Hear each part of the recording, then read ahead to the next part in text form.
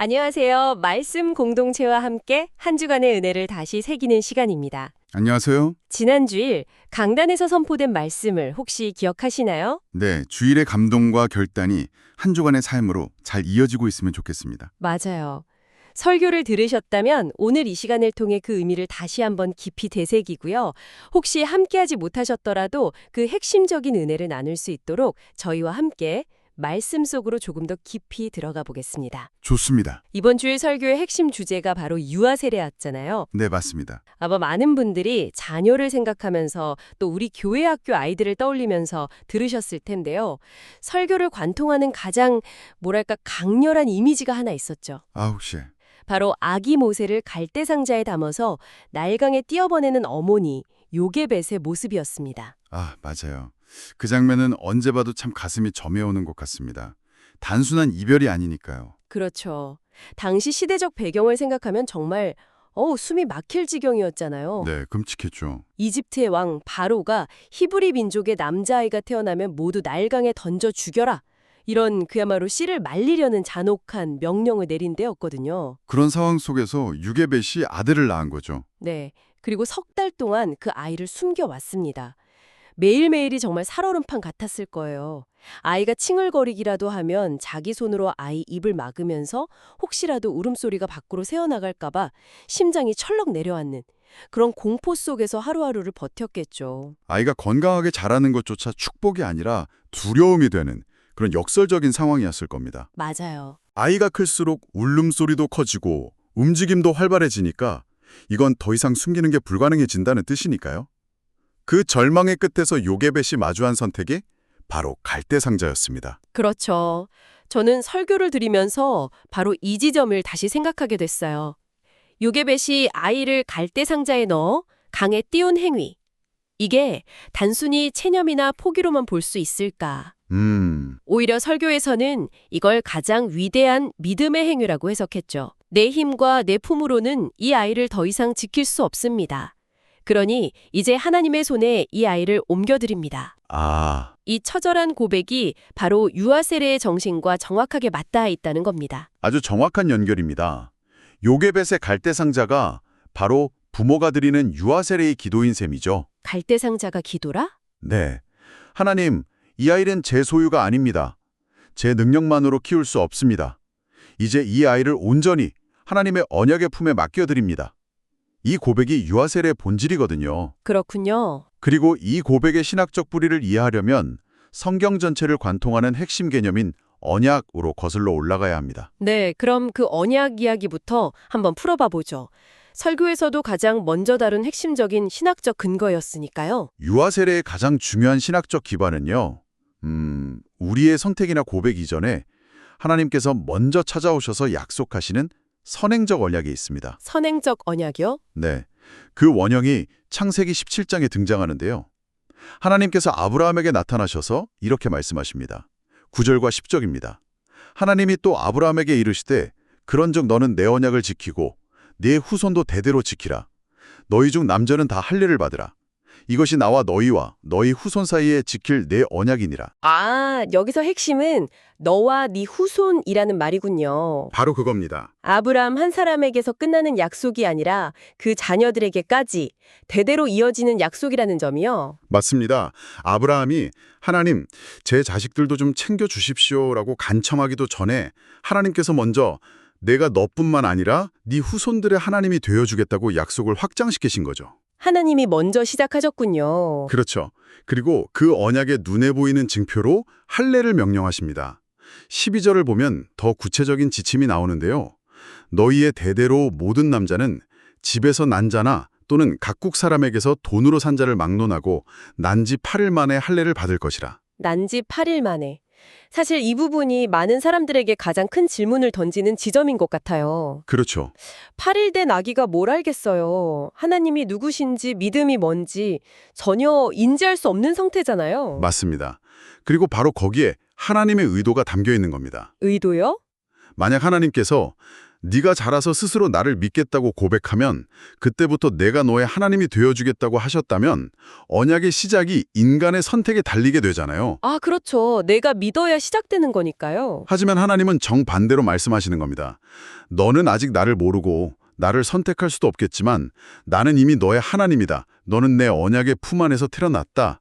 이렇게 먼저 선포하시는 행위인 거죠. 와우. 우리의 고백보다 하나님의 주권적인 부르심과 약속이 먼저라는 것을 이보다 더 명확하게 보여줄 수는 없습니다. 알겠습니다.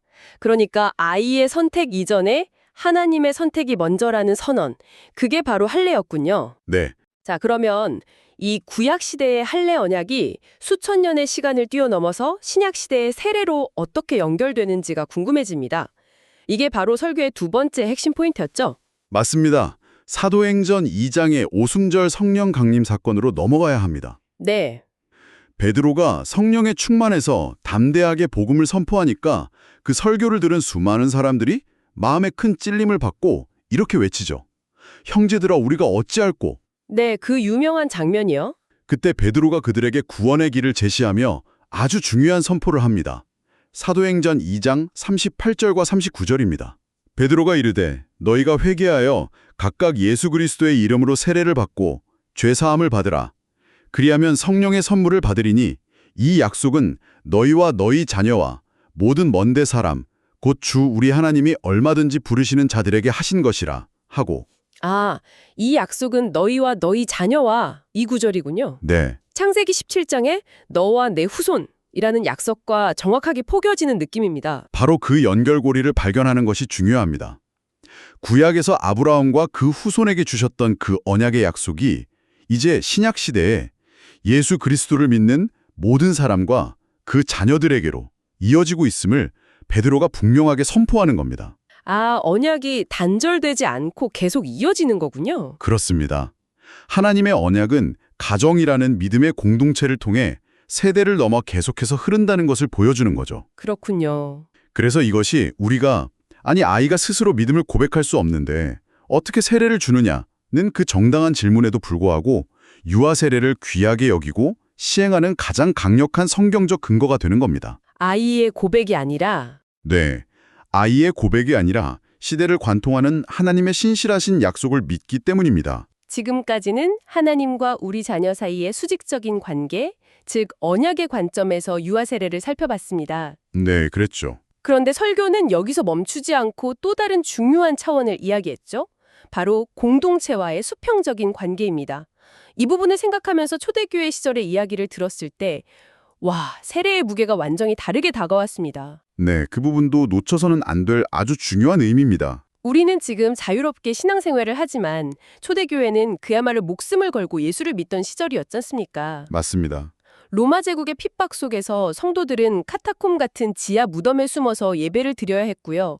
심지어 성만찬을 두고 저들은 어린아이를 잡아먹고 그 피를 마시는 식인종들이다. 이런 끔찍한 소문까지 돌았다고 하죠. 그런 상황에서 세례를 받는다는 건 단순히 개인의 신앙을 고백하는 차원을 넘어섭니다. 그렇죠. 나는 이제부터 여러분과 생사고락을 함께하는 가족이 되겠습니다. 발각되어 죽게 되더라도 이 공동체를 배신하지 않겠습니다. 이런 목숨을 건 서약이었죠. 맞습니다. 그렇기 때문에 교회 입장에서도 아무나 쉽게 받아줄 수가 없었을 거예요. 당연하죠. 로마의 첩자가 위장하고 들어올 수도 있으니까요. 네. 그래서 세례를 주기 전에 아주 오랜 기간 엄격한 교육과 검증의 시간을 가졌다고 합니다.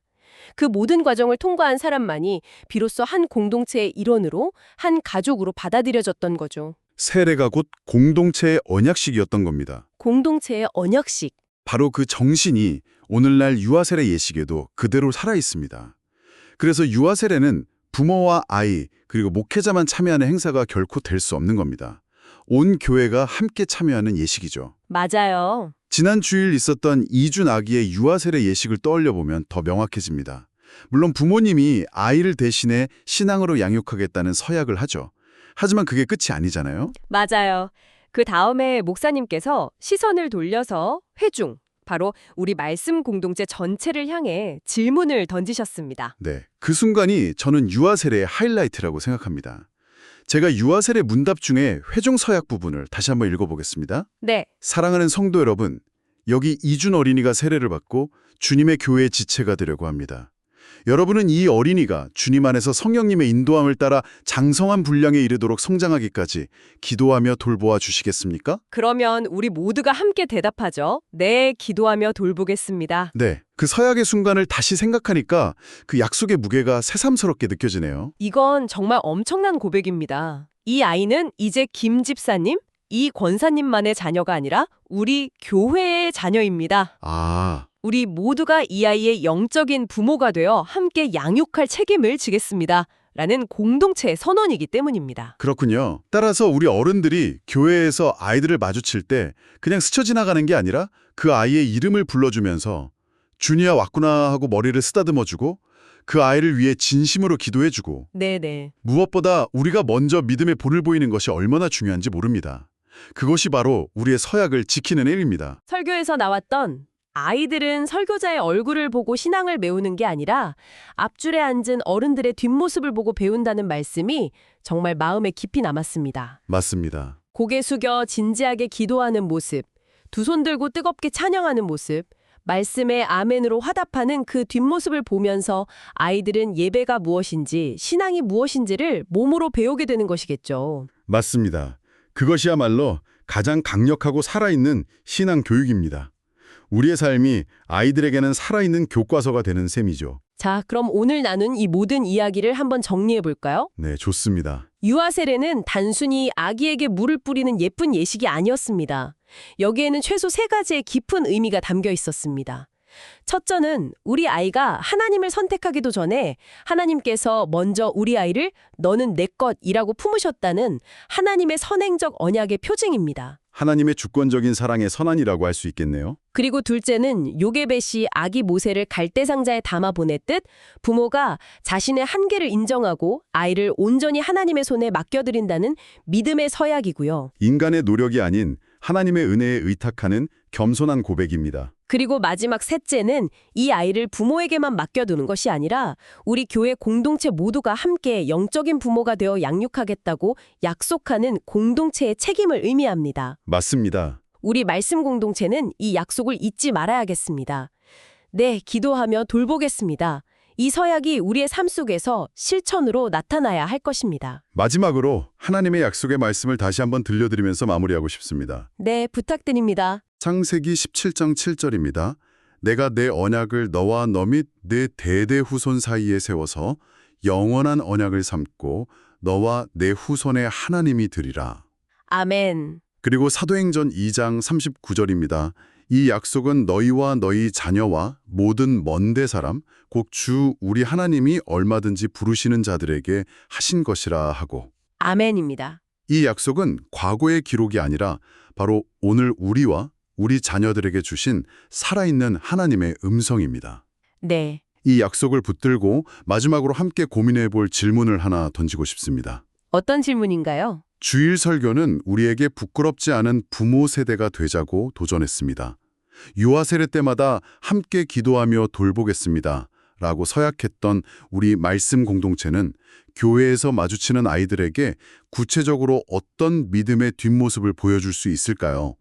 이번 한 주 우리의 삶이 다음 세대에게 살아있는 성경이 되기 위해 내가 오늘 당장 실천할 수 있는 작은 한 가지는 무엇일지 함께 묵상해 보면 좋겠습니다. 네, 그 질문에 각자의 삶의 자리에서 응답하며 살아가는 우리 말씀 공동체 모두가 되기를 소망합니다. 오늘 함께 해주셔서 감사합니다. 감사합니다.